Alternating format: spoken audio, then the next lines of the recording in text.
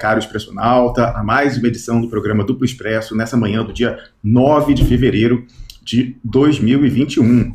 Eu sou Romulo Maia, apresento o programa diretamente de Berna, a capital da Suíça, que volta a circular no noticiário brasileiro. Dorix, bom dia, bem-vindo mais uma vez ao Duplo Expresso.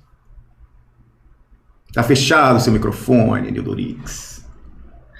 Estimadíssimo Rômulo, expressionautas, todos que nos escutam, essa tese do instinto de autopreservação leva ao cemitério. Essa que é a questão. O político vulgar, Rômulo, ele acha que tem que lutar, isso é sobretudo o cretinismo parlamentar, né? A primeira condição é sua autorreprodução, ainda que o mundo acabe. O mundo pode acabar. Ele acha que ele se reproduzindo como parlamentar, o mundo não vai acabar, mas se o mundo acabar, acaba também a sua opção parlamentar. É muito importante que você tenha pautado esse assunto. Eu vou discutir o Equador também, mas temos que discutir isso que você falou. Por quê? Veja, você diz o seguinte, eu digo, Getúlio Vargas não é meu santo de devoção, mas o que fez Getúlio para implantar o capitalismo no Brasil? Getúlio percebeu, Rômulo, a podridão da República, cujo último governo era Washington Luiz. O que o Getúlio percebeu? O Getúlio percebeu que aquela república estava apodrecida e atuou em consequência. O movimento de 30, que a historiografia trata como a Revolução de 30, ele é isso, a percepção de figuras, setores de classe, encabeçada por Getúlio Vargas, que percebe a podridão do sistema e arrisca seu pescoço em consequência. Esse equivalente histórico, Rômulo, nós não temos hoje. Essa que é a questão. Então, esse pessoal que gosta de... Ciro Gomes gosta de Getúlio, gosta de Pasqualini. E o Lula, Getúlio, o Lula descobriu o Getúlio há pouco tempo. O Lula não... O pessoal do PT, eu sei porque eu nasci lá, não tinha história do Brasil. E não tinha trabalhismo. Parecia que a história começou com a primeira greve de São Bernardo do Campo. O Lula depois foi descobrindo a importância, e sobretudo quando emparedaram ele no mensalão, aí o Lula, lembrou que Getúlio existia.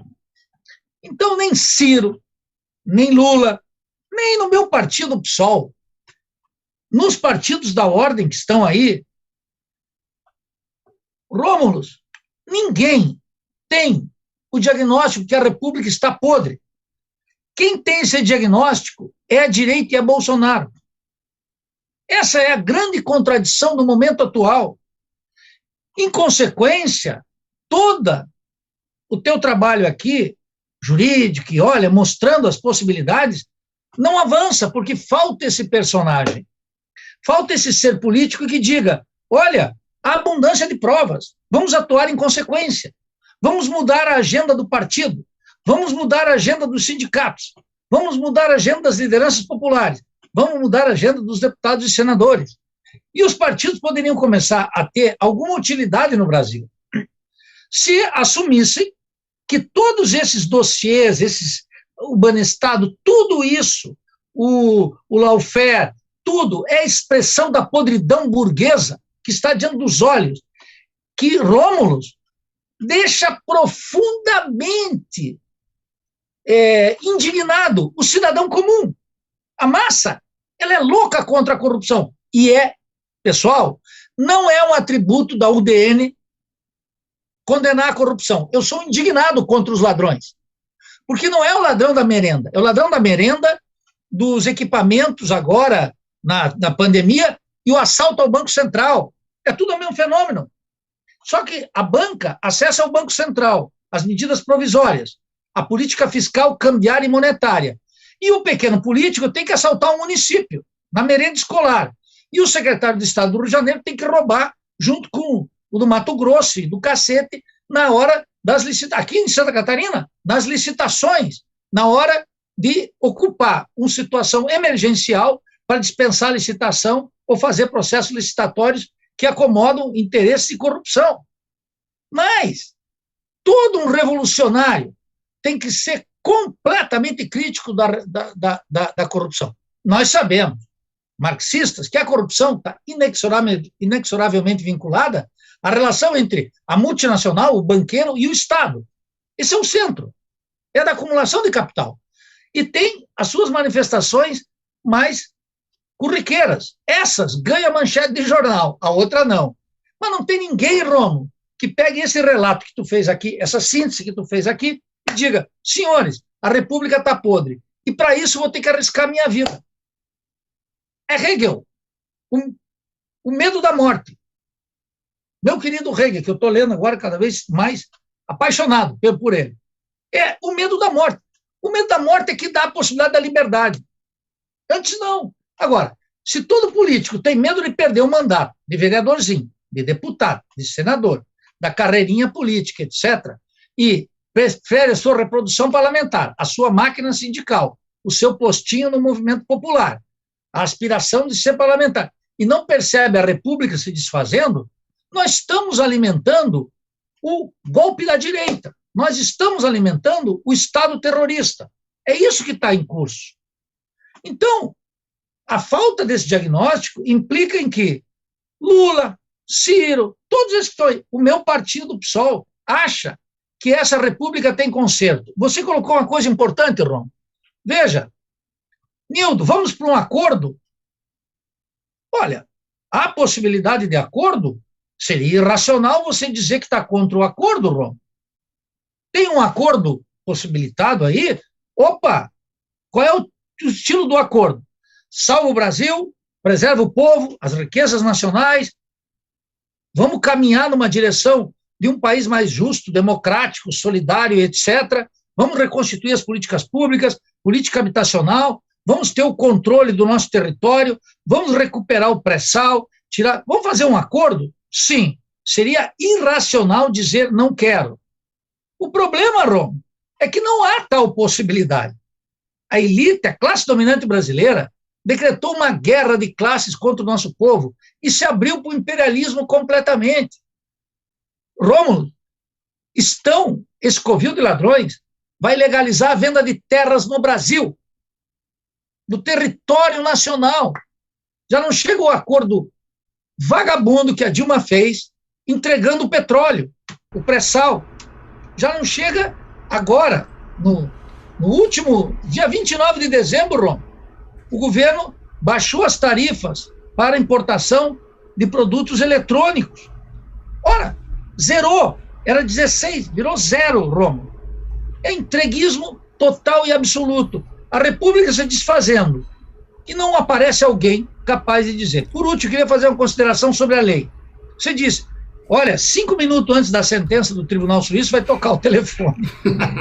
Isso é ótimo. Isso é ótimo, sabe por quê? A lei é política, a forma jurídica. Eu escuto, eu vou te dizer, Rô, eu fico escutando essas tuas considerações aí, jurídica, porque você tem formação jurídica. Eu escuto meu amigo Maurício Dieter. Eu escuto os meus camaradas da criminologia crítica, estudantes brilhantes de pós-graduação, e eu consulto, ligo para eles, o que você acha de tal coisa? Eu fico escutando o mundo jurídico, porque a gente tem que se informar. Mas você sabe, nada mais político do que a lei. Supor que um juiz vai defender o Lula, liberar o TF4, etc., por razões jurídicas. Ora, o jurídico é a manifestação fenomênica do político, e é o político que conta. O Lula já está se pavoneando com a ideia de que ele pode, e os petistas estão animados, hein, Ron?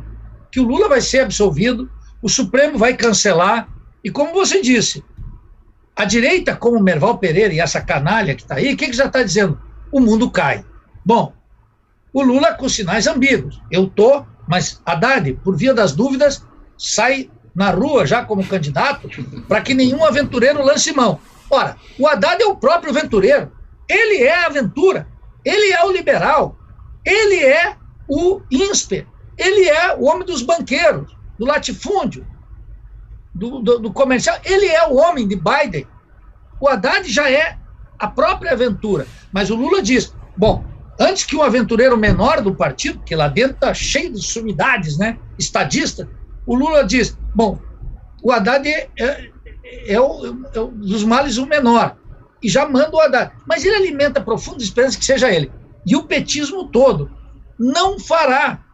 Então, isso vai turbinar o discurso da direita de um sujeito abominável como esse Merval que tu citou.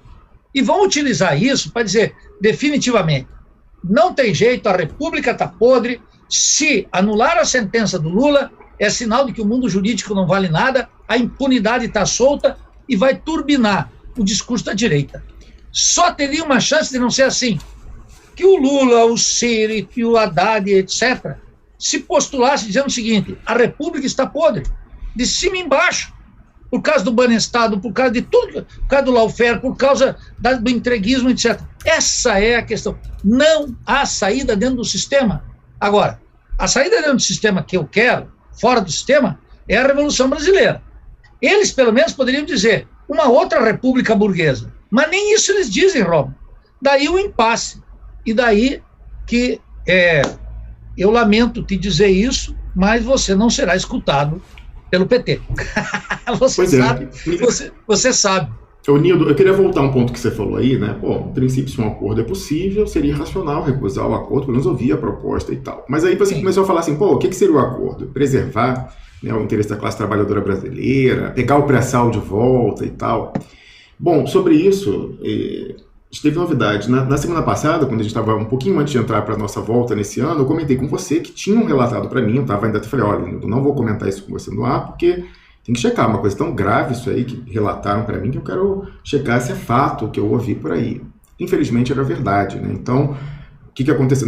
Verdade, a interpretação que foi dada por uma pessoa, inclusive eu fiz um apelo na sexta-feira, para o que quer que vale um apelo meu, né, do cara da Suíça, mas para que as pessoas que tiveram suas posições, quero crer, né, que mal extrapoladas, mal interpretadas pelo editor do Brasil 247, o senhor Leonardo Atushi, nomeadamente Celso Amorim e José Sérgio Gabrielli, desautorizados. O que ele falou aí foi uma extrapolação completamente não compatível com o que a gente acredita e tal. Mas, enfim, a síntese, né, do que o pessoal colheu aí de manifestações do ex-chanceler Celso Amorim nesse canal, e do próprio José Sérgio Gabrielli, né, concomitantes e tal, aí já na coisa do Biden, né, a Nova Democratas volta ao poder, a síntese que o pessoal pensou, será que é isso que o pessoal está pensando, que o PT seria o feitor dos democratas aqui, né, depois que já está todo mundo no cemitério, vai botar flores e tal, alguma coisa assim, aí que aconteceu? Teve um programa lá, o Pepe Escobar foi, né, conversar com esse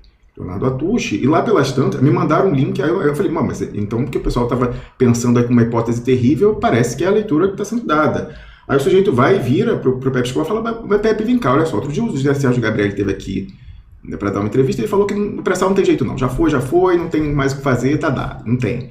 E o Celso Amorim tem uma relação boa com o Tony Blinken, agora o responsável da chancelaria, né? Fala mais bem do que mal dele e tal, não sei o quê. Então, será que os americanos, o Biden, para manter o Brasil assim, né, o pessoal pacificado, não faria uma pressão de fora para dentro nos generais para liberar o Lula e o Lula ficar tomando conta da terra arrasada, botando flor no jazigo?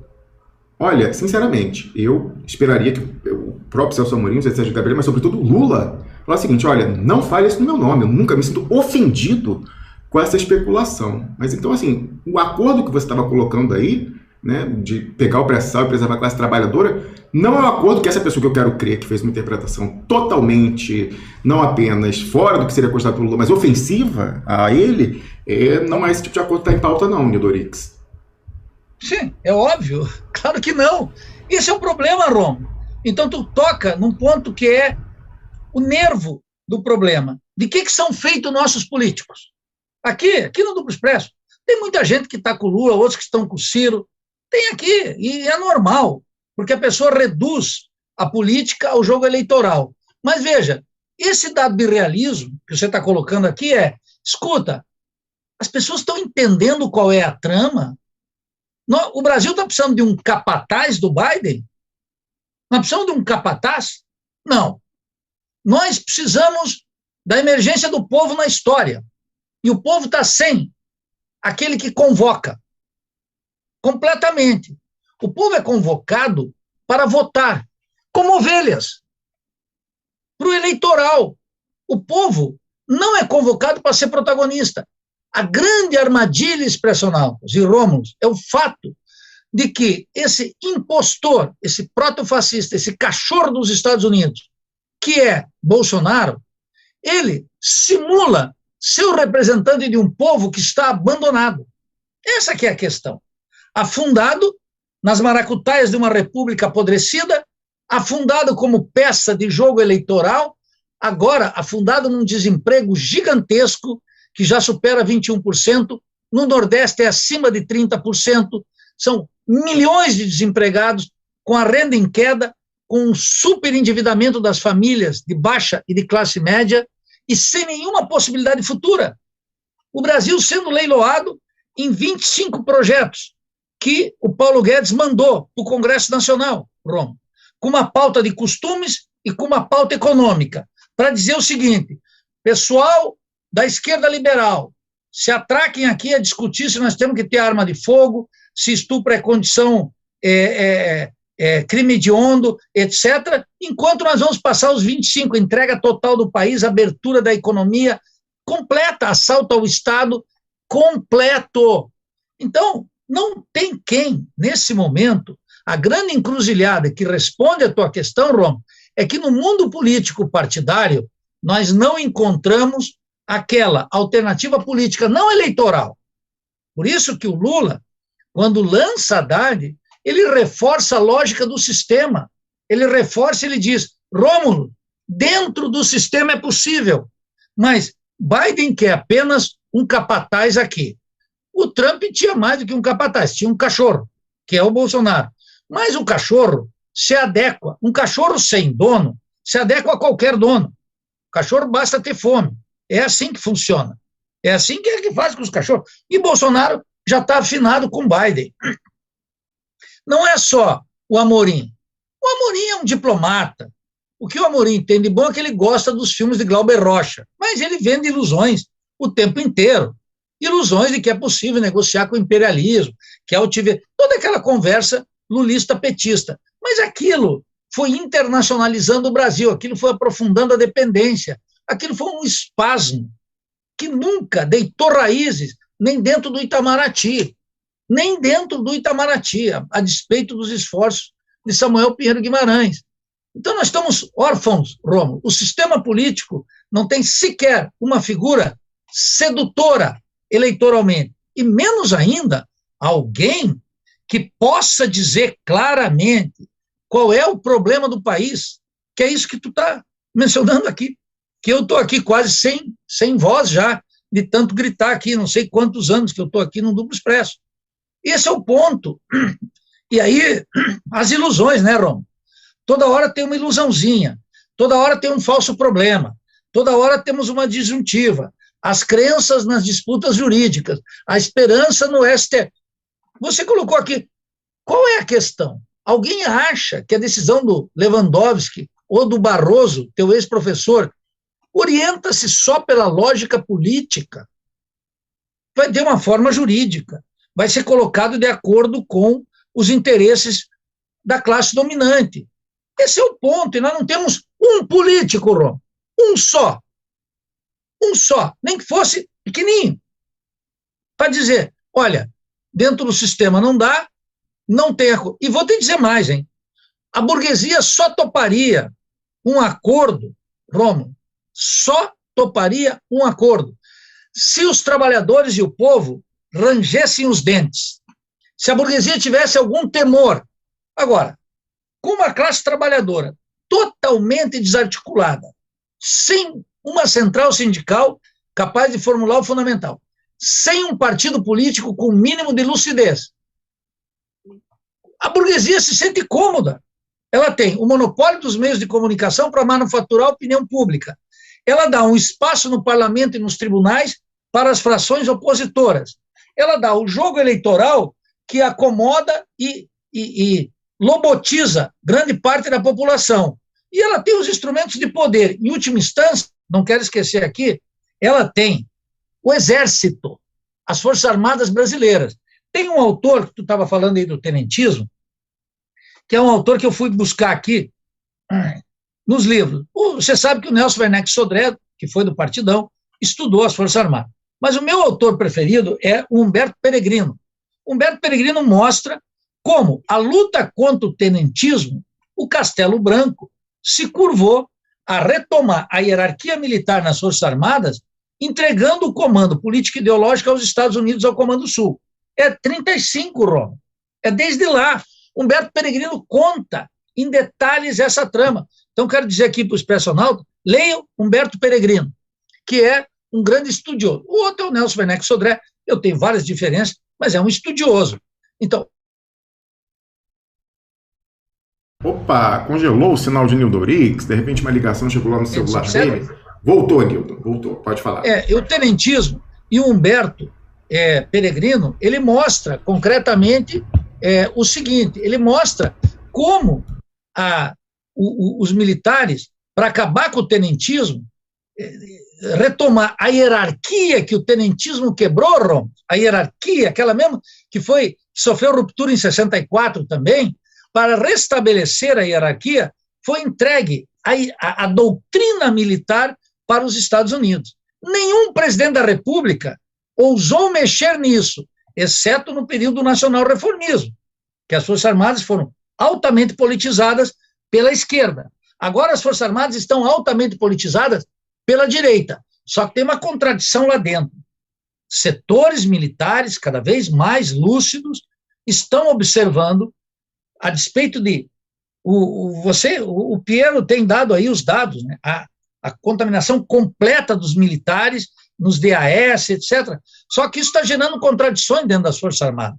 E vai gerar cada vez mais, porque o resultado econômico e político do governo de Bolsonaro é um desastre para o país. Ele acomoda, mas ele gera novas contradições lá dentro. E o Exército não está parado de braço cruzado. No Exército não tem um monte de imbecil entreguista para os Estados Unidos. Tem setores do Exército que estão completamente antenados e descontentes. Agora, eles só vão mexer nisso se nós colocarmos um papel para os militares na Revolução Brasileira.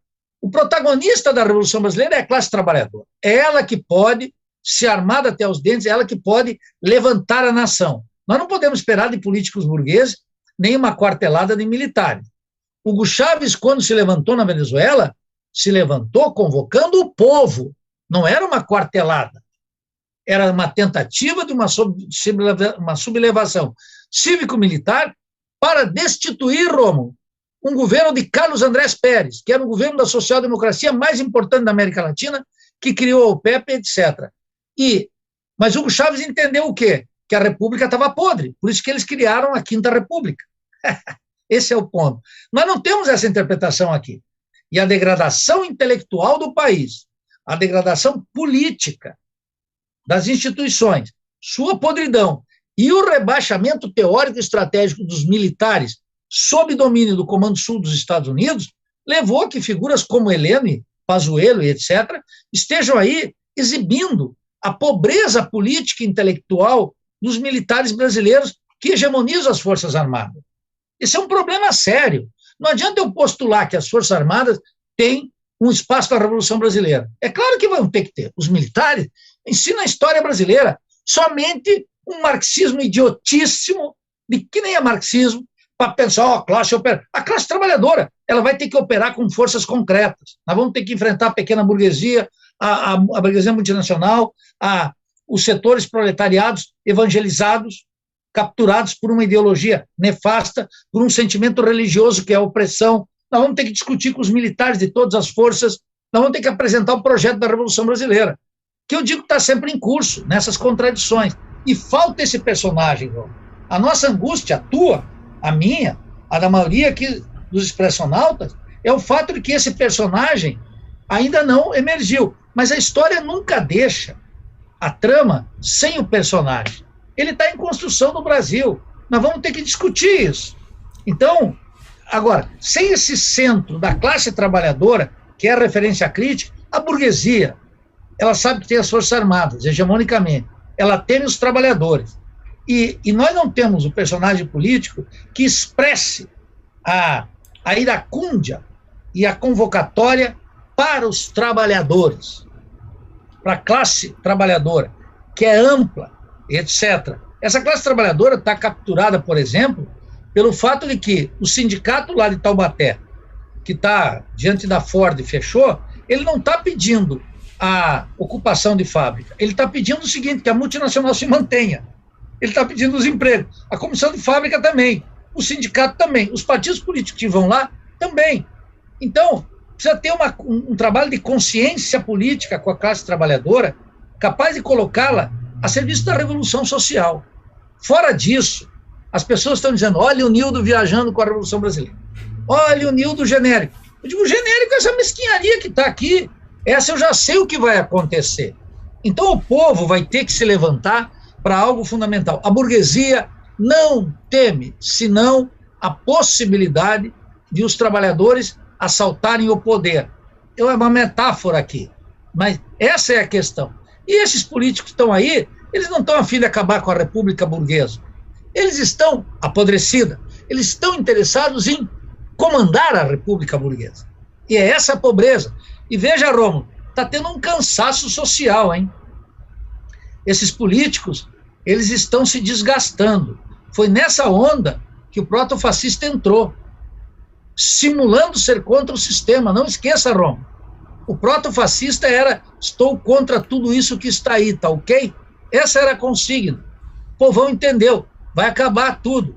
Só que a lobotomia exercida em 13 anos do governo petista e o desastre do governo de Temer, você veja que o Temer nem preso está, nem tornezeleira eletrônica, nada. Ele é candidato a chanceler, Rômulo. E lobista da China.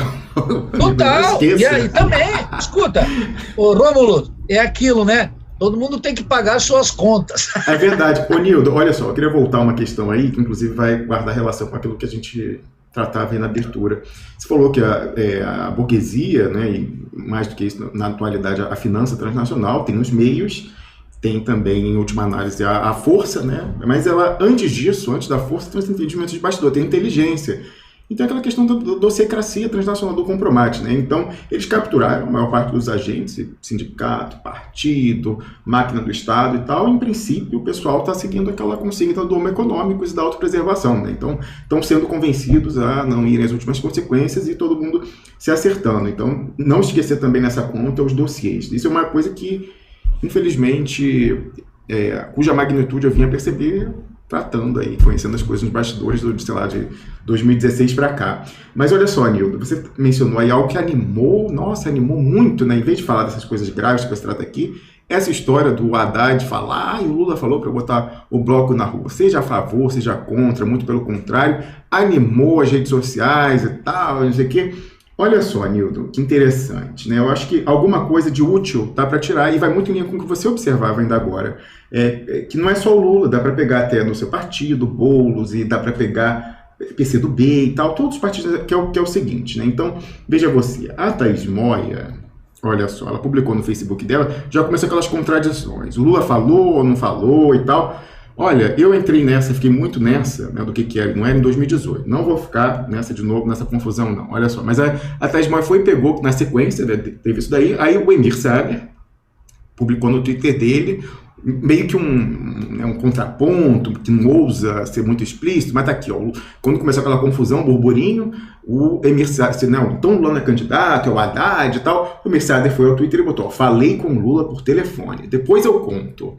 Só Lula pode derrotar o Bolsonaro. É verdade, é mentira? Não me interessa. Aí o que aconteceu? A Thaís Moia me marcou, e aí por isso eu vi aqui, e aí a Thaís Moia na publicação ela falou, olha, quem pode falar se é verdade ou não é verdade, para além do Emir Sader, que está questionando aí, em princípio, essa versão que foi massificada, outra pessoa seria o Mino Carta, que teria intimidade. Olha, mais do que o Mino Carta, Thaís, é o Lula, né? O Lula não poderia falar qual é a posição dele, em vez de ficar o Haddad fala uma coisa, o Emir Sader fala outra, e eu desconfio, sinceramente, Nildo, aí vendo a história de 2018, eu desconfio que está todo mundo certo.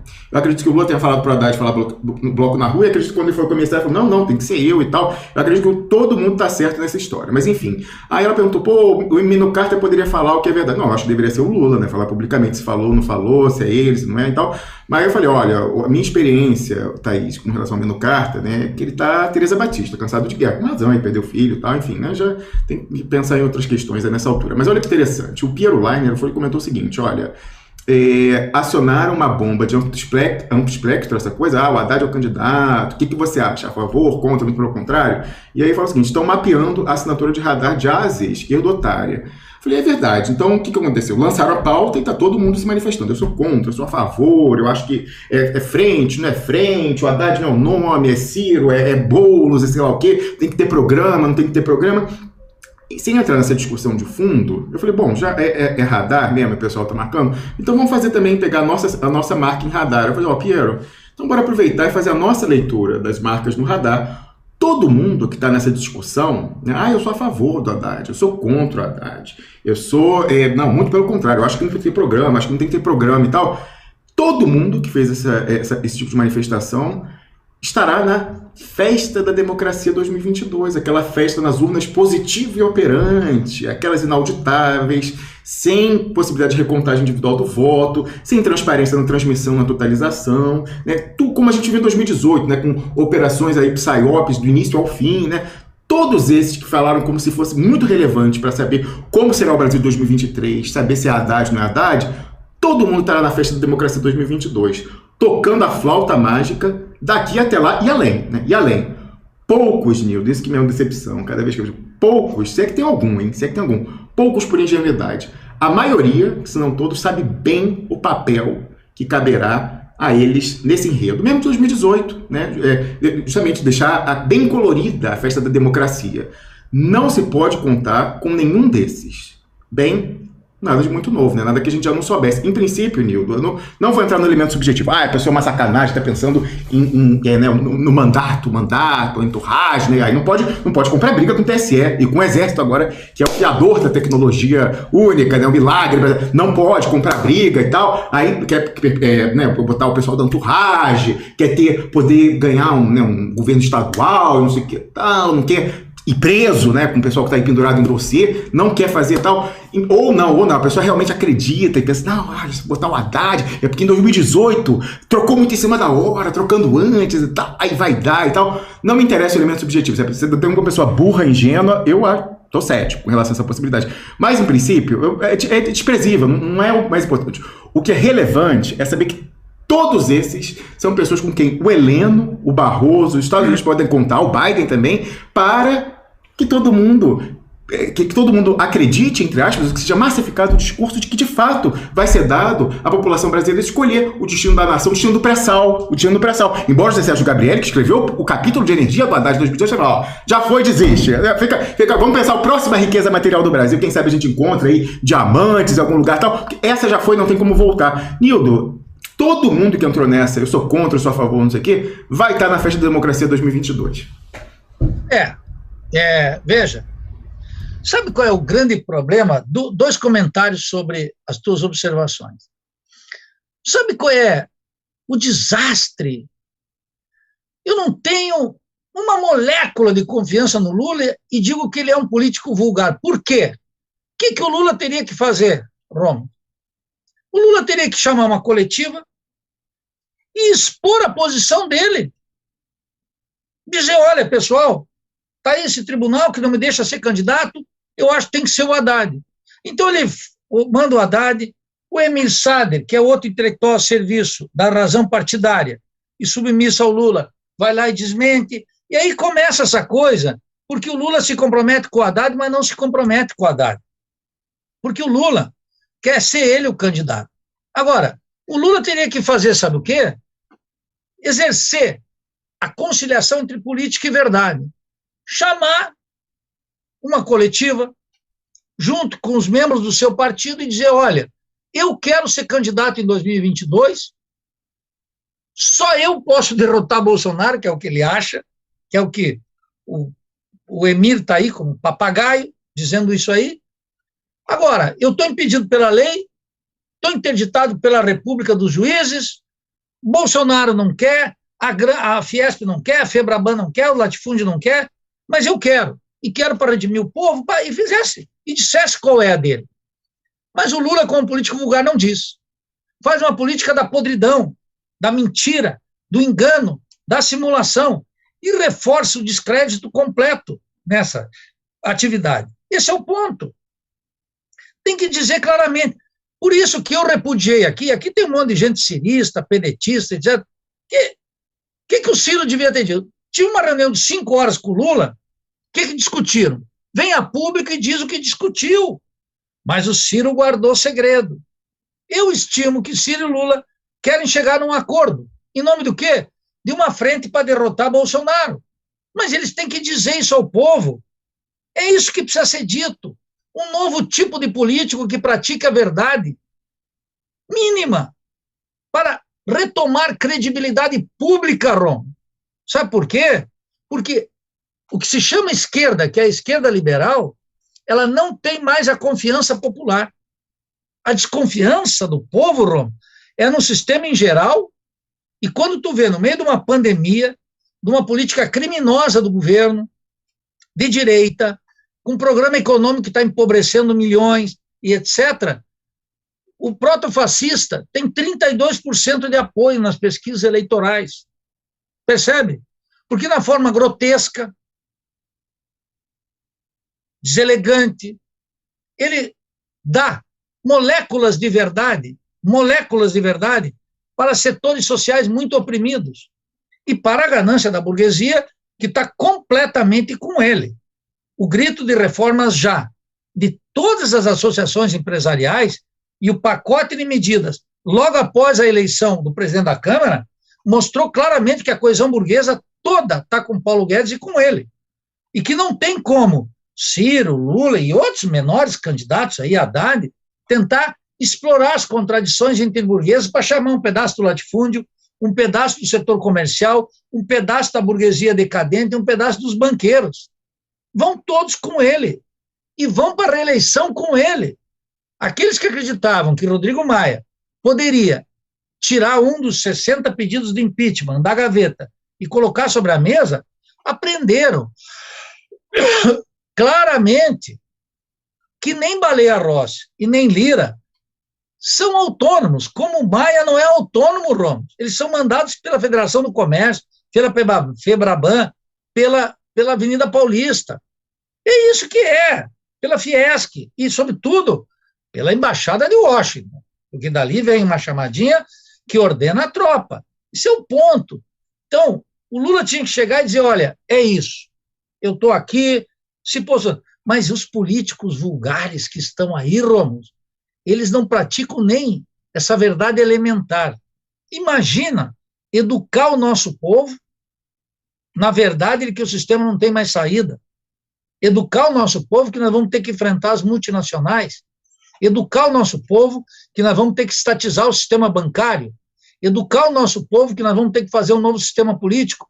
Educar o nosso povo que ele é o protagonista do processo e que ele tem que ser convocado para essa transformação radical. É isso que nós vamos precisar. O resto, tudo que está sendo feito dentro da ordem, está pavimentando o movimento e fortalecendo o protofascista e a emergência de um Estado policial. Nós vimos, do suicídio do Getúlio à ditadura de 64, foram 10 anos, Roma. As transformações estão ocorrendo muito rapidamente. Da destituição da Dilma, agosto de 2016, agora, foram 4 anos de radicais transformações, Roma, contra o nosso povo, contra a possibilidade de um Brasil que tem uma riqueza imensa e, não obstante, é um vale de lágrimas para a absoluta maioria do nosso povo. E não tem um projeto colocado aí. Você falou do programa. Olha, a massa. Eu lembro só uma coisa que... do projeto, Nildo, só fazer uma complementação. Acha cinismo, né? Todo mundo falando assim, não é para discutir nome, tem que discutir projeto. Eu vi PCdoB, pessoas que tal, até parece, todo mundo falando assim, não é esse nome, meu Deus, quem que queria projeto? Câncer, Nildo Rix. É isso, mas não, esse ponto aí eu estou de pena. Todo mundo diz, qual é o projeto? A fundação lá do PT solta um documento, o Ciro solta um livro. Projeto, coisa alguma. O Brizola, nesse sentido, dizia, projeto, fale com o Mangabeira, que o Mangabeira tem 50 projetos. Mas o que ele dizia? Desprestigiando esse negócio. O problema é que o verdadeiro projeto do Mangabeira era o Umbrella Deal. Levou pelo menos 2 milhões de dólares na Brasil Telecom por dentro, guarda relação com isso, um pagamento, pelo que articulou antes, não sei, cabe a ele, a Daniel Dantas, o presidente global do CIT, responderem a isso. Como é que essa pessoa que operou privatização, a privataria do PSDB e depois teve o cronograma, como que essa pessoa supostamente estaria vinculada a um projeto nacional de desenvolvimento? Acho muito difícil isso daí. É um problema. Não, é impossível. Não, Mangabeira é um impostor. Eu digo claramente, Mangabeira é um impostor. Aqui está falando alguém que lê os livros, que critica. Um impostor, um sujeito a serviço dos Estados Unidos e uma vergonha para o PDT. Os trabalhistas tinham que emparedar esse sujeito. E toda essa impostura intelectual que está plasmada nos livros. Eu perco tempo. Eu não leio, hein? Não percam tempo em ler Mangabeira. Eu já fiz esse serviço. Não utilizem vocês para ler Bertolt Brecht, ler Humberto Peregrino, ler coisa que o Rui Mauro Marini. Vocês se ocupem a cabeça com coisa boa. Entendeu? Então, eu acho que essa é a questão. Nós estamos numa situação, Rômulo, que é muito difícil. Então, quando os caras ficam falando em projeto, eu estava tendo essa semana uma breve discussão com o Milton Temer lá no Rio, e não tem projeto, e nós estamos de acordo nisso. O projeto é o seguinte, me dá 5 pontos aí fundamentais. Rômulo, o projeto é 5 pontos fundamentais. Primeiro, as riquezas nacionais e a nossa posição sobre as multinacionais. Segundo, a nossa relação com os banqueiros e com os proprietários de terra. Tem que estabelecer claramente qual é a agenda. Não quero saber de Bolsa Família, benefício emergencial, não. Eu estou falando de qual é a nossa agenda para o trabalho, que é a fonte da riqueza. E, portanto, qual é o nosso compromisso com a classe trabalhadora. Isso é fundamental, decisivo. Quarto, qual é o nosso problema com o domínio dos meios de comunicação. Quinto, qual é o nosso problema com o fator religioso. Vamos estabelecer 5, 6 pontos. Agora, eu vou chegar, doutor em economia, presidente do IELA, me encerrar aqui 6 meses, fazer um estudo e publicar o programa da Revolução Brasileira. Ora, é isso que você vai dizer, Nildo? Vai dormir, cara. Porque um documento, o papel aceita qualquer coisa. É preciso plasmar isso na confiança das massas, na confiança dos camaradas aqui do Duplo Expresso. É isso que nós precisamos. O expressional é que se toca e diz assim, não acredito nisso, não acredito. Então, vocês que estão com Ciro, com Haddad, com esperanças em outros politiquinhos vulgares aí, se toquem do fundamental. Não é o processo eleitoral. O processo eleitoral é parte do combate político. Nós precisamos ter uma visão completa, uma visão totalizante do assunto. Você adiantou, Rômulo, e acho que colocou no Twitter, me mandou aqui, o tema do Equador. Bom, o pessoal está... O Lasso, que é o candidato da direita lá, levou uma surra. Nildo, muito bem. Nildo, só antes de entrar no Equador, para fechar, eu mostrei isso aqui mais tarde, mas é que a gente falou de Mangabeira, do projeto nacional, e lembramos do Umbrella Deal. Veja você, ele foi evocado aí numa conversa, então... olha só, o Ederson Schmidt, que aliás eu te falei semana passada, né? Ederson Schmidt perguntou para o Ederson Schmidt, qual que é o... não é o programa, não, mas assim, Ederson Schmidt, qual que é a sua orientação político-ideológica? Fala, não é o peronismo, não é exatamente marxismo, é uma versão, ele fala, é o nildismo, então. O Ederson Schmidt, ele tá sempre de olho em tudo, marca muita coisa útil, então. Aí ele botou aqui, olha, peraí, o som aqui, ó, ele me marcou e falou, ó, primeiramente aqui, ó, em entrevista ao jornalista Leandro Fortes, guarda o nome, Leandro Fortes, ó, cadê aqui, ó, ele aqui, ó, Leandro Fortes, o marqueteiro João Santana, o mago, né, das eleições do PT e tal, afirmou que o vice-presidente do PDT Nacional, Ciro Gomes, é o candidato potencialmente mais forte para disputar contra Jair Bolsonaro. Aí, atenção agora, e elogiou o filósofo Roberto Mangabeira Unger, confira. Aí, isso aqui lembrou, olha que interessante, a internet tem essa coisa, né? Os prints como diamantes são eternos, olha só. O Ederson Schmidt comentou o seguinte, ó, será que o Leandro Fortes perguntou sobre o Umbrella Deal do Mangabeira, quando quando o João Santana mencionou? Aí eu falei o seguinte, pois é, Sabe por que ele poderia ter feito esse, né, não sei se ocorreu a ele essa lembrança, né, porque afinal faz muito tempo, né, que ele recebeu. Eu falei, ó, olha que o Leandro Forte, marquei ele aqui, ó, ele me segue ó, no Twitter, deve ter visto então essa notificação. Olha que o Leandro Forte tem uma cópia do Umbrella Deal, né, então ele sabe bem o que o Mangabeira faz na prática, né, para além dos livros, né, do que você se dedicou a ler. A pergunta é o seguinte, olha, se o Leandro Forte tem uma cópia e o Cupim não comeu, o que ele ganha para mantê-la guardada até aqui? Não é só ele não, hein? Muita gente recebeu e operou isso aí, segue operando. E aí o Adelson Schmidt foi e falou, a internet, né? A internet não esquece jamais, gente. Deus perdoa, a internet não. Então tá aqui, ó, Leandro Forte, ó, a publicação dele lá em 2009, descrevendo em detalhes, ó, o Umbrella Deal, quantos itens tinha, quais ativos do Estado brasileiro que iam ser entregues e tal. Pois é, então ele ouviu, né, o Mangabeira Unger ser elogiado pelo João Santana. Ele sabe o que o Mangabeira Unger representa de fato, né? Mas parece que silenciou. Parece que não foi dessa vez. Quem sabe agora, né? Com essa renovação do chamado aí, para mim, da marcação que eu fiz, o Leandro Forte não conta pra gente que destino teve a cópia que ele recebeu no Umbrella Deal. Nildorix, Equador. O Equador, o que acontece? Olha só. O Rafael Correa elege o Lenin Moreno. Lenin Moreno faz um governo completamente neoliberal. Completamente neoliberal. Aplica a justiça equatoriana contra Rafael Correa, ele vai para o exílio, está fora. É um governo que passa de protesto em protesto, um desastre para o povo equatoriano, desastre produzido já no governo de Rafael Correa, todas as condições. Não tem uma ruptura assim, as coisas vão se degradando aos poucos. E nas eleições, no fim de semana, Romo, a direita clássica, levou uma surra no Equador. E aí o que aconteceu? Um otimismo, volta às hostes da esquerda liberal, veja, etc. Você fez um post sobre o Iaco, que é o do Bom Viver, não é? Opa! O pessoal vê o Bom Viver, já está dizendo, olha, vamos comer grão de bico e a felicidade voltou. Não, vamos ter que analisar isso. À luz do Equador, à luz das comunidades indígenas, à luz da CONAI, à luz da experiência que não pode ser exportada do Equador. O Equador tem uma composição social, étnica, uma história própria. Quito e Guayaquil não é Brasília e Rio Grande do Sul. Não tem como. São coisas diferentes, mas o pessoal ignora. E a notícia do Equador já mostra aqui, alimenta a ideia de que a esquerda liberal já fica se pavoneando. Bom, a direita levou uma surra. E o candidato, o Arauz, que é o candidato do Correia, ele, eu estou dando os dados aqui, Andrés Arauz, 32% no primeiro turno. O Gabriel Lasso, da direita clássica, 19,55%. E o Iaco Pérez, do Pachacuti, 19,98%. Foi por um triz. Passou para o segundo turno, a direita ficou fora. Muito bem.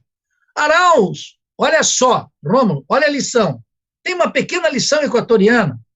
O Arauz foi impugnado por todos os tribunais e saiu na pancada. Ele, Rafael Correa, contra todo o sistema. Todo o sistema. O sistema judicial, a pancada. Eles contra. E ele sofreu todo tipo de impugnação, finalmente conseguiu a candidatura, enfrentando o sistema judicial, etc. Ele é um revolucionário? Não, nada disso.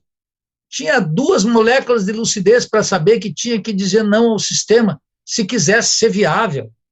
Não é um revolucionário, chamemos assim, de maneira muito generosa, um homem social-democrata, na linha de Correa, homem de Rafael Correa, que quer voltar às políticas anteriores de um mundo que não existe mais. E, portanto, tem uma promessa que não pode ser realizada, mas expressou a iracúndia do povo equatoriano contra Lenin Moreno e Gabriel Lasso.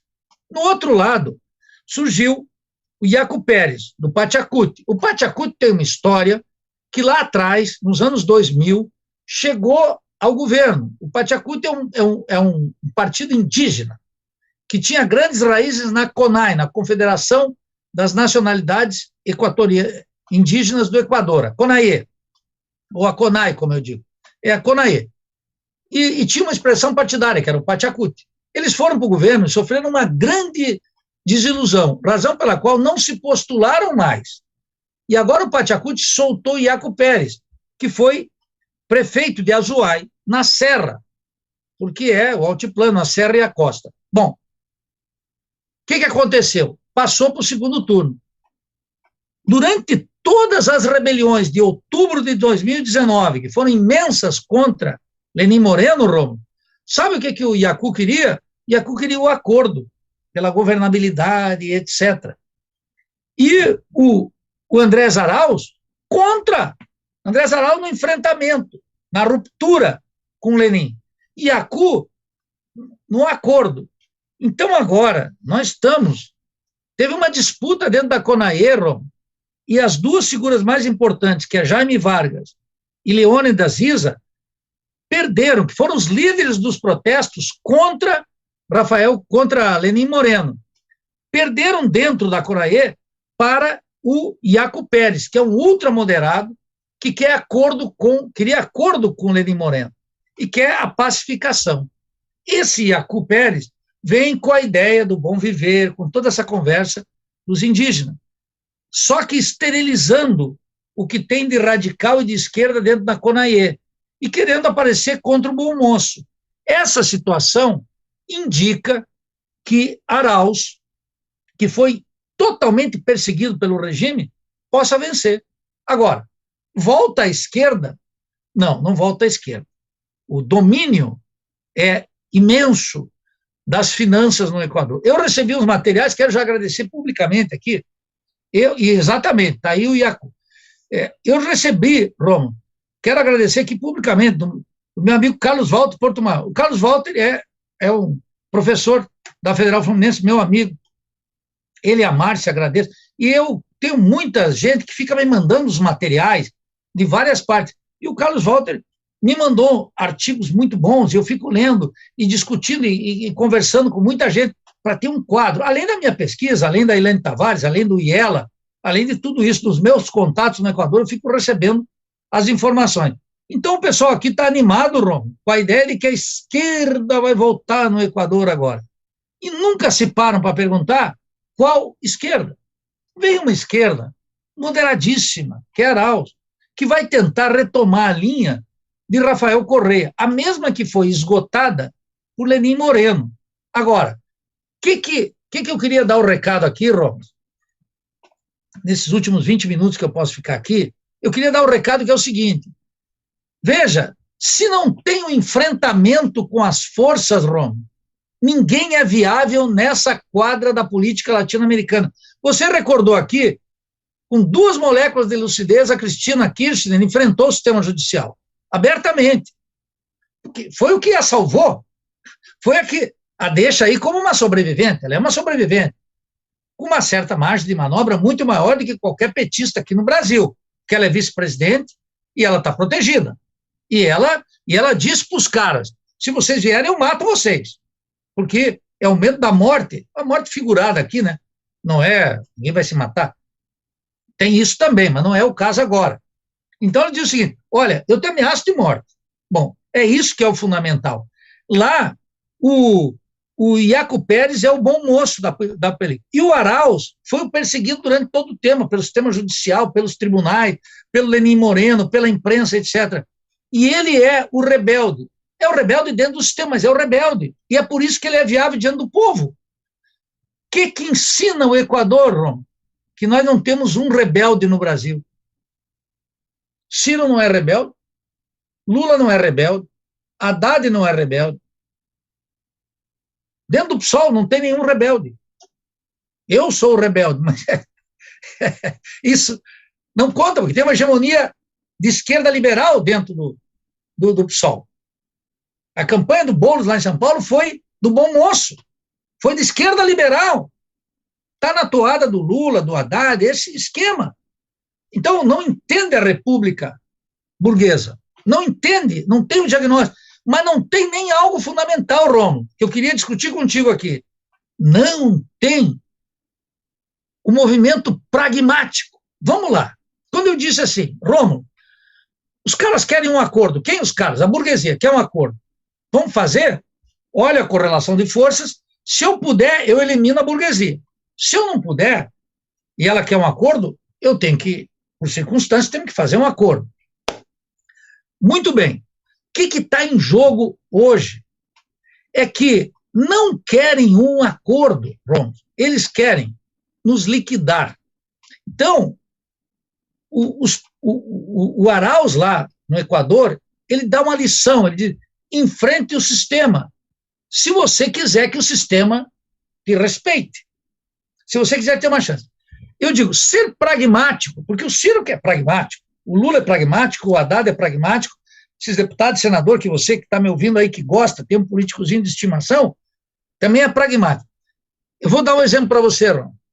Eu escrevi um artigo dizendo que Baleia Rossi e Lira eram iguais, e que não cabia à esquerda apoiar Baleia Rossi contra Lira. Os dois são homens do latifúndio, e os dois são homens do sistema bancário.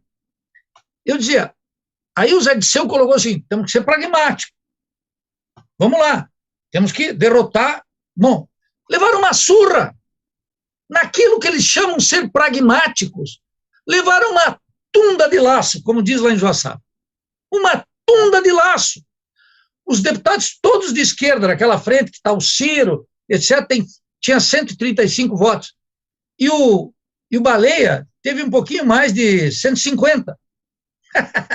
Quer dizer, o Maia não levou nada. Rômulo, para ser pragmático, é preciso ter lucidez. É preciso ter 2 neurônios funcionando. É preciso ter o diagnóstico da República apodrecida.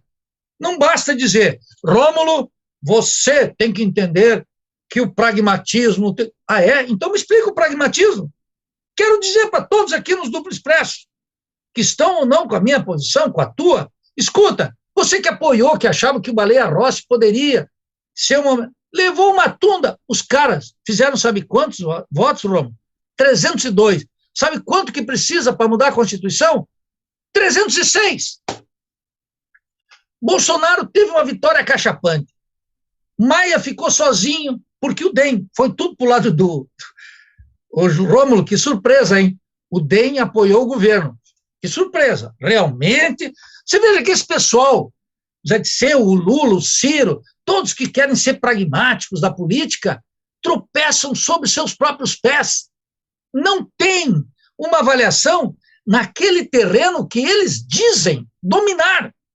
Então, o que eu quero dizer aqui, para ti, Rom, de Expressionautas, compartilhar com vocês, não é dar uma lição de política, não, é compartilhar uma opinião, que essa gente que se diz expert, não, o Rômulo é um viajão, por quê? Porque ele está lá na Suíça, cuidando dos cachorros, com esses negócios que ele tem de dossiê. O Nildo é um professor universitário, que é muito bom de conversa, mas não entende da política prática.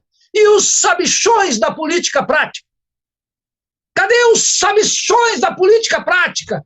Que dominam o parlamento, que sabem fazer acordos, que dão um nó em pingo d'água, que sabem chamar a direita democrática, Romulo, a direita democrática, que é o ACM Neto. Os rapazes não conhecem o ACM. Depois tinha o ACM Filho, que morreu senador, e tem o ACM Neto. É uma linhagem, é um DNA. Essa gente, eu já sei qual é o comportamento deles, daqui do bisneto. O bisneto vai ter o mesmo comportamento. E ficou aí o pessoal dizendo o quê? Não, tem uma direita democrática. Que direita democrática? Seus imbecis! Eu me indigno. Por quê? Porque é uma lição elementar da política. E esse pragmatismo que está aí, que se pavonearam, como se fosse atitude realista, aquela atitude que realmente nós sabemos o que estamos fazendo, sabemos quem nós nomeamos no STF, sabemos como é que a gente discute com o embaixador, nós sabemos como atuar no parlamento e fazer alianças. Essa gente está mostrando que está tropeçando sobre os seus próprios pés todos os dias. Sabe por quê, Rômulo? A inteligência e os programas e os dossiês não funcionam? Veja, eu tenho que parar para ler, eu não li ainda os temas da guerra híbrida. Eu estou com o livro aqui já há 2 anos, na minha mão. Eu tenho que ler. Mas eu trabalho na linha do René Dreyfus, que é uma derivação, isso é quem articula e tudo, como é que mostra, etc. Veja, sabe por que os dossiês não funcionam para essa gente, Ron? Porque eles não têm o plano. A tematização da guerra híbrida é um lance no terreno estratégico. Como é que atua estrategicamente? É guerra, é estratégico. Os políticos vulgares não possuem isso, Ron. Por isso que eles acham que um dossiêzinho não tem a menor importância na trama.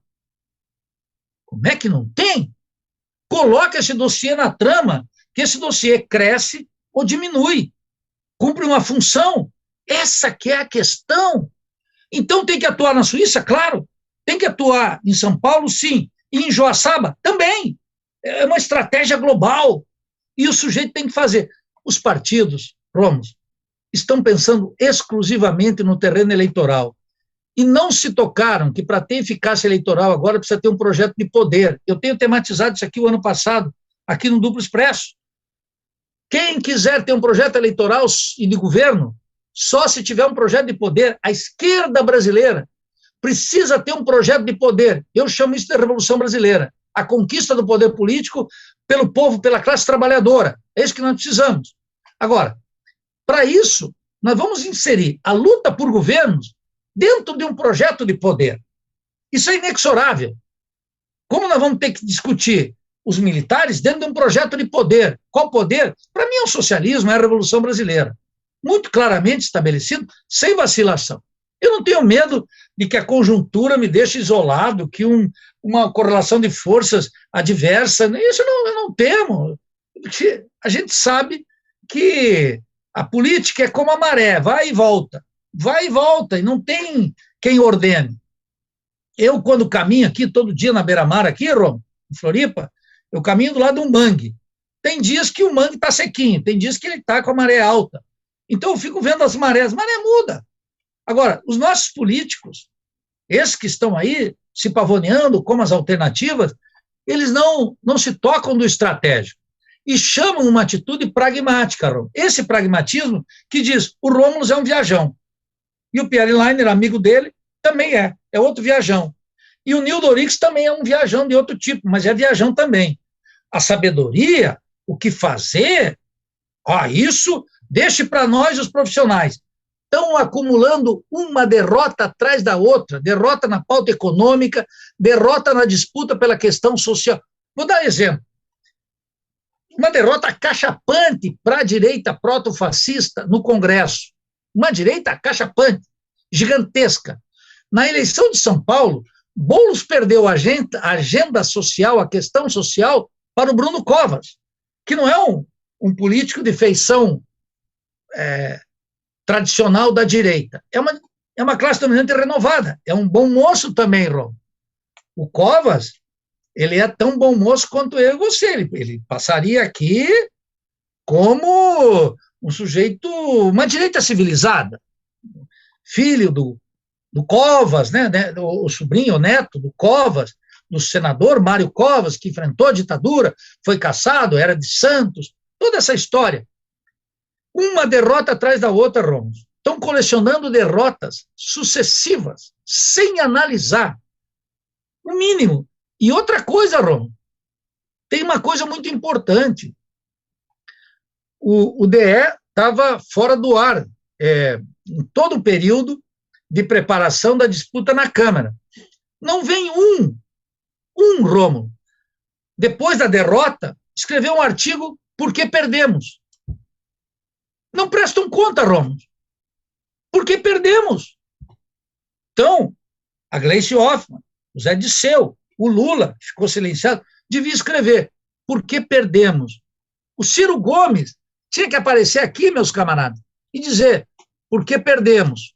O presidente do PSOL, Juliano Medeiros, teria que aparecer aqui e dizer, bem, nós estivemos com a Luísa Erundina, muito bem. Aqui afirmamos a nossa posição, mas no segundo turno nós estávamos prontos para votar no candidato contra o Bolsonaro. Por que erramos? O pessoal do MES, dentro do meu partido, que queria apoiar, que votou na Erundina, sem dúvida, não há dúvida, que queria o apoio com o Baleia, devia dizer, por que erramos? Ninguém presta conta, Romos. E aí é por isso que o povo não acredita. O povo não acredita. Se vai de um erro a outro erro, acumulando erro, e cada erro vai apresentando, sabe o quê? No próximo seremos vitoriosos, sem prestar conta, sem fazer autocrítica, sem exercer a política com claridade. Isso que é o fundamental. E é isso que está desacreditando a esquerda liberal profundamente diante das massas. E é isso que, pior, está pavimentando. Eu não creio na recuperação da esquerda liberal. Eu proponho a Revolução Brasileira e uma esquerda revolucionária. Agora, ainda somos minoria. Mas isso é como a maré. Um dia sim, o outro dia. O tempo histórico é um pouquinho mais lento do que as marés, que mudam todo dia. Tem dias que o mangue aqui está cheio, e tem dias que ele está seco. A mudança é muito rápida. O tempo histórico é um pouquinho diferente, mas nós temos que estar medindo a temperatura, aqui, ó, a jugular, aqui o pulso, todo dia, e verificando o que está acontecendo. E eu acho que isso que é o fundamental, Romo. Sem esse exercício da crítica, e vamos parar com esse negócio de autocrítica. Autocrítica é mudança na prática. O pessoal fala, uma autocríticazinha aqui é declaratória, é engano, Romo, é engano. É a arte de iludir o tempo inteiro. Então, isso que a quadra política brasileira, Romo, ela está cada dia mais tensa. Cada dia mais tensa. O político vulgar não alerta o povo. O político vulgar não enfrenta a opinião pública dominante, que é manufaturada pelos meios de comunicação. O Jornal Nacional mente todos os dias para 60 milhões de pessoas à noite. E nós aqui no Duplo Expresso vamos falar para 30, 40, 50 mil. 100 mil. É pouco, mas isso é fundamental. Não é por falta de aviso, reflexão e discussão que nós estamos fazendo a nossa parte. Eu acho que isso é fundamental. Chegará o momento de uma disputa aberta. Está ali, se avizinha, tal como a gente pode ver as tempestades, se avizinha. Nós não vamos ser. Nós temos que nos armar para isso, nós temos que nos preparar para esse combate. E é isso que nós temos que fazer. O exercício da crítica agora é aquilo que está ao alcance das nossas mãos. Vamos plantando sem cansaço, sem temor, sem perda de isolamento, temor de isolamento. Vamos acompanhar com as nossas convicções. Ganhar ou perder com as nossas bandeiras, nunca com a bandeira alheia. Porque se a gente perde com a bandeira alheia, fortalece a classe dominante. E se a gente ganha com a bandeira alheia, fortalece também. Então, nós temos que ter uma esquerda, Romulo, que levante as bandeiras nossas, as bandeiras da Revolução Social, da Revolução Brasileira. Essa revolução que vai ser feita pelo nosso povo, que não precisamos de uma vanguarda política, mas precisa da emergência do povo na história. Esse povo está acordando, hein? Quero chamar a atenção para isso finalmente, Romulo. O povo está acordando, cada vez mais indignado. Ele não está encontrando o tradutor no mundo político, no sindicato, nas associações de moradores, nos movimentos populares, na mídia, ele não está. Quero dar uma reflexão aqui que é uma dose de otimismo. Na crise de 2001 na Argentina, o descalabro do sistema era tal, o descrédito da comunicação de massa era tal, que uma pequena rádio comunitária chamada Rádio Tribo, meus amigos, estou lá mandando um abraço para eles, se tornou um espaço extraordinário de mobilização da opinião pública e da ira popular. Não estou vaticinando aqui o futuro do Duplo Expresso, mas eu quero dizer, aos poucos, as pessoas vão consolidando posições e, no momento de crise, é claro que o imperialismo pode nos tirar do ar, não tenha dúvida, mas até o dia D e a hora H, nós vamos estar falando. Isso que é o fundamental. Criar a consciência o tempo inteiro, fazer aquilo que está ao alcance das nossas mãos. Não adianta colocar planos mirabolantes, programas extraordinários. Nós temos que trabalhar diuturnamente para fomentar uma consciência crítica, abandonar uma consciência ingênua. Eu acho que isso que é o fundamental. E se estamos armados disso, não há nenhuma possibilidade que o desespero tome conta, que a desilusão tome conta, que o desânimo tome conta. Nada. Vamos manter firme, acesa a chama da Revolução Brasileira, tocando para frente, enfrentando e tendo que também reconhecer nossas limitações, mas não para prostrar-se, não, para dizer, escuta, as limitações minhas não são minhas, são as limitações da conjuntura, da situação política, da nossa debilidade, que não chegou aqui por acaso, a responsável. Por isso que eu digo esses políticos vulgares. Lula, em primeiro lugar, Haddad, Ciro, que está toda hora costeando o alambrado para esse negócio aí, os aprendizes que estão se pavoneando embaixo, inclusive no meu partido, com a mesma ladainha, com o mesmo discurso, os políticos vulgares, nós temos que impugná-los, fazer a crítica abertamente, como eu estou fazendo aqui, e como você também faz, e outros que você convida para cá, e como o Wendel Pinheiro também faz, que já deve estar entrando aí.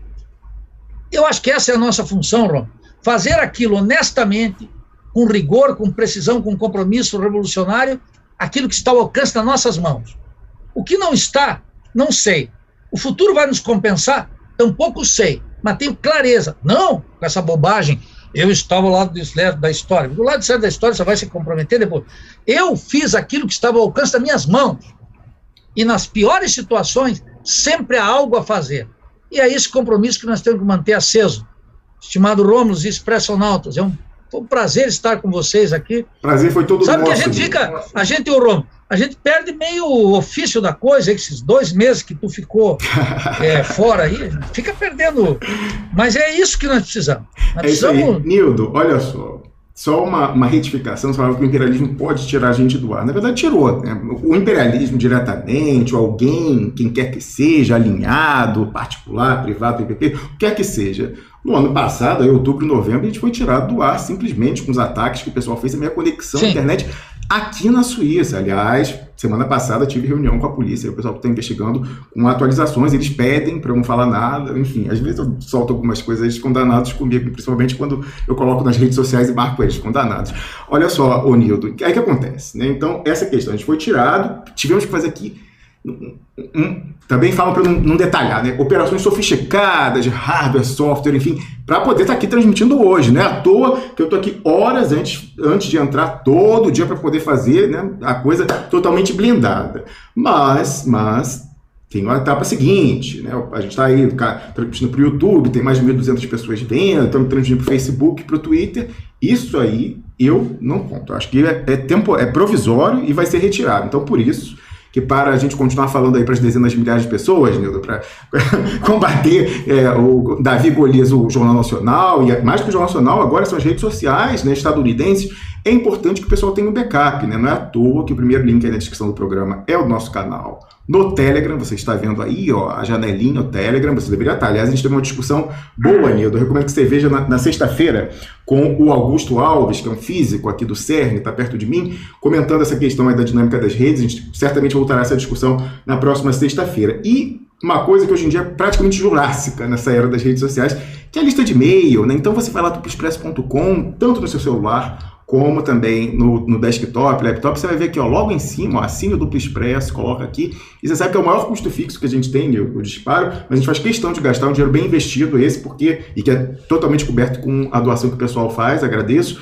porque isso daí, o e-mail não tem algoritmo, não tem nada. Então, se o pessoal puxar a tomada, tirar a gente, bom, estaremos no Telegram, estaremos transmitindo no VK russo. Muito obrigado, pessoal do VK, que tem dado esse apoio a gente, e também na lista de e-mail. Então, você que está nos assistindo, você quer continuar ouvindo o Nildo, a mim, Piero e todo mundo que faz a nossa equipe, vá para o canal do Telegram, vá para a lista de e-mail e vá para o VK Russo. Todos os links estão aí na descrição do programa. Nildo, você deu uma notícia boa aí, né, enquadrando um pouco como é que a gente deve olhar, né, as circunstâncias. Queria dar uma notícia boa, que é o seguinte: ontem saiu uma publicação na revista Piauí, desse jornalista aqui, Luiz Fernando Toledo, de um vazamento. Você conversava ainda agora, falava de dossiês, né, então um dossiê aí, parece que eu não tive tempo de olhar a base de dados, mas olha que coisa interessante, ele publicou um artigo intitulado ontem Os 300 de Luxemburgo, e aí que a descrição no tweet dele, ó, em parceria com a revista Piauí, descobrimos que mais de 300 brasileiros ou residentes do Brasil são beneficiários finais de empresas em Luxemburgo, um dos maiores paraísos fiscais do mundo. Aliás, disse que Daniel Dantas estaria lá agora em Luxemburgo.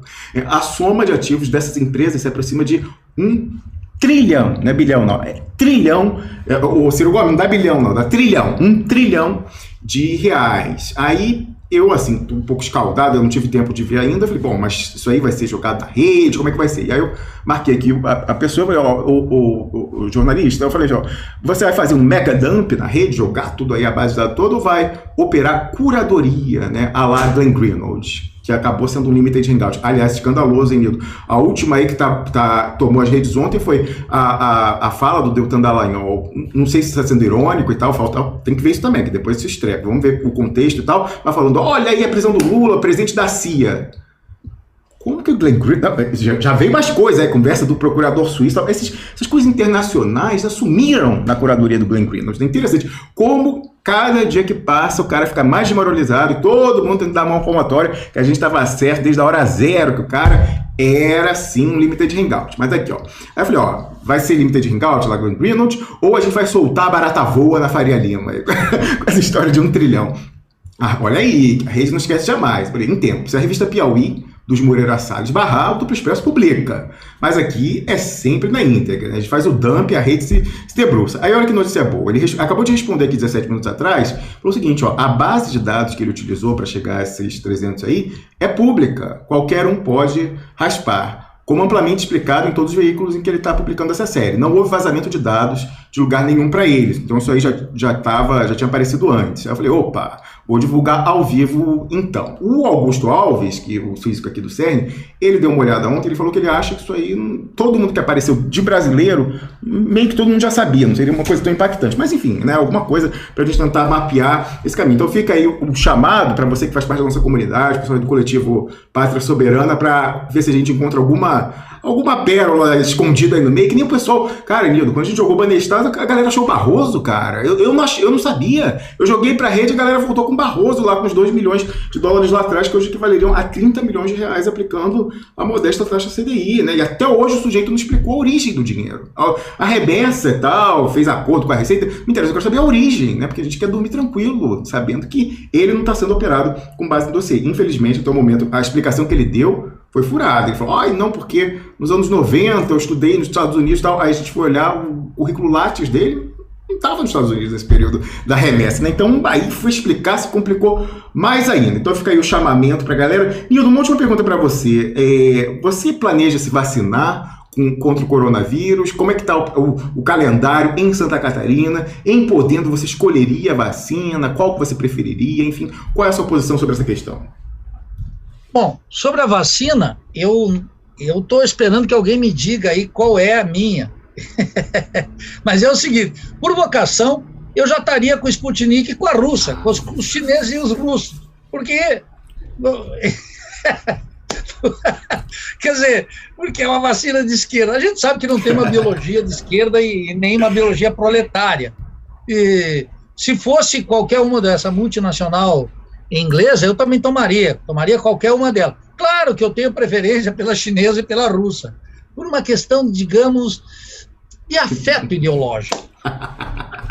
É isso aí. Não tenha dúvida. Essa questão aí eu comentar, porque eu dei uma entrevista semana passada para a Agência Federal de Notícias da Rússia sobre essa questão da vacina, né, do Brasil. Eu estava interessado em saber os desdobramentos da Anvisa e também quero saber, né, o que eu acompanho aqui na Europa Ocidental, como é que está a questão. E a vacina russa é espetacular, né? Então o pessoal colocava aquela propaganda sempre anti-russa, né? Isso aí deve estar falsificado e tal, não sei o quê. Saiu uma publicação inglesa, né? A Lancet, o resultado do estudo fase 3, com uma eficácia próxima das americanas, da Moderna, da Pfizer, só que com uma tecnologia tradicional, cujos efeitos colaterais a gente conhece. Essa aí do RNA mensageiro, a gente não sabe, né? Melhor que nada, mas a gente não sabe. Se eu pudesse escolher, porque tem que ver, aqui na Europa o pessoal não escolhe não, do que tiver, do que comprar, do que tiver, você tem que levar, enfim. Agora, a tecnologia tradicional. Agora, na outra tecnologia tradicional que tem, a AstraZeneca, né? Então capital, é 70% da eficácia, da Rússia é 90% e cacetada. A chinesa, infelizmente, né, no estudo fase 3 no Brasil, passou raspando muito ali, porque 50 e poucos % de eficácia. Mas atenção, aí fala, então não é para tomar a chinesa? Bom, é para tomar por quê? Porque a eficácia é 90 e tantos para forma grave. Então, quem se infectar não vai evoluir para forma grave. Agora, para conquistar a imunidade de rebanho, que é aquela assim, o vírus para de circular, olhando aí matematicamente, quase 100% da população brasileira teria que ser vacinada com a chinesa para você chegar a mais de 50% da população imunizada. Então, a russa não. Com a Rússia, com quase 90 e tantos, metade, você já consegue a imunidade de rebanho nesse caso. Então, enfim, é uma questão que a gente tem que olhar, mas assim, do ponto de vista tecnológico, a logística, geladeira comum serve, as americanas, que tem 90 e tantos com essa tecnologia cujo efeito colateral a gente não conhece, é aquela coisa de menos 70 graus, super difícil. A russa não. A russa, geladeira normal, eficácia de mais de 90. E qual era a outra? Tinha uma outra coisa aí. Efeitos colaterais conhecidos. Então, enfim, mas a gente não sabe. O pessoal vai escolher. Não. Aí o que aconteceu, Nildo? Eu vou mostrar aqui depois que saiu o tweet. Aí o que aconteceu? Eu compartilhei a entrevista que eu dei. Aí teve uma pessoa que está implicando, pessoas que nos acompanham, falam assim, venceu o lobby da União Química, que parece que é a empresa brasileira que pegou a licença para fabricar no Brasil. Eu não sabia quem pegou, não sei como é que foi a tramitação. Falou, porque é de um deputado do Centrão e tal, não sei o quê. Olha, não vamos politizar isso, né? Por que politizar isso? Já não politizou o cloroquina, não sei o que e tal. Bom, se essa União Química fabricar no Brasil, e eu quero crer que o pessoal russo vai ficar de olho para ver se a qualidade está boa, né, para não queimar o filme internacionalmente do espetáculo que foi essa conquista deles científica, é a vacina do Centrão e tal, não sei o quê.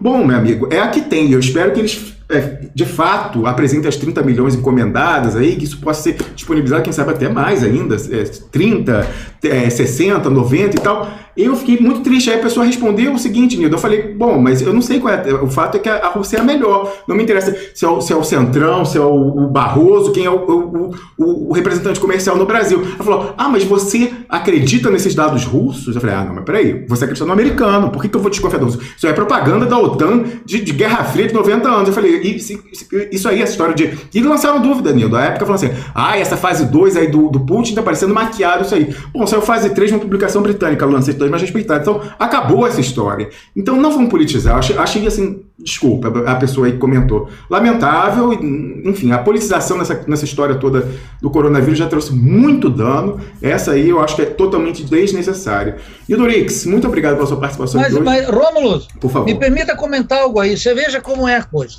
Primeiro, nós estamos aqui no Brasil sem poder escolher, porque não tem vacina ainda. A quantidade é muito pequena.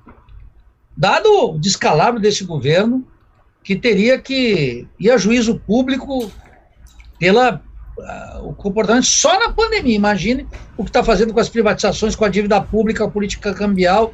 Isso aí, então a primeira coisa que nós não temos isso, não nos é dado escolher ainda. Segundo, eu queria fazer duas observações. Uma sobre os russos, outra sobre os cubanos. Sobre os russos é o seguinte, toda a mídia aqui, em particular a Globo, o que dizia da vacina russa? Não passou pelas revistas internacionais, não tem os critérios e ao contrário, a vacina que eles chamaram aqui ideologicamente de Oxford, era vacina inglesa, de uma multi inglesa, cuja sede está na Inglaterra. Essa passou pelas revistas internacionais. Muito bem. Os russos, que têm uma razão de Estado que não passa pela academia, não estão nem aí para isso, fizeram uma vacina e agora estão mostrando para o mundo a sua eficácia. Como você disse, alta eficácia, condições de infraestrutura ótimas, porque pode ser armazenada, eu acho que é entre 2 e 6 graus, muito pouquinho, nada, quer dizer que é muito melhor, não precisa 60, 70 graus negativos, etc. Bem, em terceiro lugar... E efeitos colaterais conhecidos, tecnologia tradicional. Exatamente. 3 condições excepcionais para as condições nossas. Agora, terceiro que ninguém fala, os cubanos estão com a Soberana, um conjunto de métodos, e estão na última fase. Por que eu menciono Cuba? Porque o silêncio e a desconfiança sobre Cuba é igualmente gigantesca, como é sobre a Rússia e a China. A Rússia não é um sistema socialista, ao contrário, é um sistema capitalista que está lá. Mas é alguém que é inimigo dos Estados Unidos, adversário, luta pela hegemonia, etc. Os chineses, eu também acho que não tem socialismo lá, mas é um Estado que tem uma lógica própria, dentro de um projeto de poder chinês, contra os interesses estratégicos dos Estados Unidos, com alianças, etc. Os cubanos, na solidão caribenha, aqui, na Pátria Grande, deram um avanço extraordinário e estão prestes, vai ser mais lento, de apresentar sua própria vacina. Então, eu queria chamar a atenção do expressionauta para que coloque no horizonte a chamada Soberana, a vacina cubana, e pesquisem sobre. Demais, Romulo, eu, na hora que vier, eu pego qualquer uma, mas por afeto, todo mundo já sabe qual é a minha. Um grande abraço, prazer revê-los. É isso aí. Até breve. Nildo, só um último comentário da questão do Equador, para a gente fechar, que é o seguinte, olha que interessante, você comentou aí o perfil desse sujeito aqui, como é o nome dele, meu Deus do céu? Jacob Pérez. Mas diz que ele inventou, o nome era César. É um nome fantasia que ele fez quando ficou identitário e tal, não sei o que, essas coisas aí de branding, né, de marca e tal. Mas então, quando você falava, eu botei aqui a foto dele, para quem não conhece, essa matéria de uma publicação anti-hegemônica e anti-imperialista dos Estados Unidos, chama Gray Zone, do Ben Norton. E, Nildo, ele foi recuperar as manifestações desse sujeito aqui ao longo do tempo. Olha, uma coisa muito esquisita, né? Então, essa coisa de ecossocialismo e tal. Primeiro que ele disse que quer, né, parar de explorar minérios no Equador. Bom, fora o petróleo e outros minérios, eu não sei o que ele quer fazer. Ele quer que todo mundo viva de vender bonequinho da Pachamama, não sei o que ele quer, né? Quinoa, enfim. Não sei qual é a opção de desenvolvimento que ele pensa nesse modelo. Daí, inclusive, falar de ecossocialismo e decrescimento econômico num país pobre e periférico, eu acho bastante esquisito, para dizer o mínimo. Mas, enfim, esse pessoal parece que ele tem financiamentos de ecossocialistas no Brasil, inclusive alguns filiados ao seu partido. Aí tem também, esquisito, NED, né, National Endowment for Democracy e tal. Mas aí o sujeito, cara, Nildo, ele antes estava a favor de todos os golpes na América Latina. No Brasil, ele foi a favor do golpe no Brasil, foi a favor da prisão do Lula, ele foi contra a Cristina Kirchner na Argentina, ele foi a favor do golpe na Bolívia. Então, assim, tá aqui tudo assim, mas isso aí é disso que me disse. Não, foram resgatar aqui vários tweets dele, ó, só você pegar aqui o link e tal. É uma coisa meio esquisita esse sujeito, mas eu queria qualificar, né? Então a gente falou, olha, cuidado com esse pessoal aí. Aí a nossa amiga aqui, Annelise Erisman, que está na Suíça, brasileira, expatriada como eu, ela falou assim, mas olha só, esse negócio desse Gray Zone aí, tem que ver, porque qual é a dele e tal, mas, Annelise, nesse caso em particular, ele pegou manifestações públicas do sujeito, de fato ele é bastante esquisito, né? Então eu estou com o pé atrás com essa esquerda que foi para o segundo turno junto com o coreísmo, com todas as limitações dele, mas assim, esse ecossocialista aí, eu estou muito de olho nessa história. Mas aí veja o que ela comentou, Nildo, isso tem a ver com a gente, aí para o próximo ano aí, a Festa da Democracia 2022. Olha o que ela anotou. Ela falou, a Annelise Erisman, gente, pergunta sincera, o quanto vocês confiam no Gray Zone? Annelise, até onde eu sei, é sério. Mas olha esse comentário agora que é importante. Tem a impressão que quando chegar a hora do Brasil, então a Festa da Democracia 2022, tudo que não for um silencioso sim ao Haddad será golpismo antipopulista, esquerda que a direita gosta e tal. Acho que eles estão policiando a esquerda na América Latina, sim. Concordo com críticas a esse cara, o deputado do Equador, mas tem que ficar de olho. De fato, Annelise, é uma simplificação, né? Porque é uma visão de fora. Então, eu também acho que é possível até que qualquer pessoa que mostre o vício, né, e não entre naquela história o Haddad vai ganhar no primeiro turno, como a gente viu em 2018, pode ser que, desinformado, Benjamin Norton e Gray Zone diga isso. Vamos chutar para que não, vamos tentar contactar eles e tal, usar conhecidos em comum para explicar o que efetivamente está acontecendo no Brasil. Mas é interessante isso, ver se algumas pessoas olhando de fora não vão entrar nesse discurso, como entraram em 2018, dizer, mas você está facilitando a vitória do Bolsonaro, quando, Nildo, o programa está dado, né, e o acordo que, enfim, diz que o sujeito lá falou, é isso aí, entrega o pré-sal, deixa e tal, como feitor, não dá, Nildo Orix. Valeu, Nildo, grande abraço e até a semana que vem. Abraço a todos.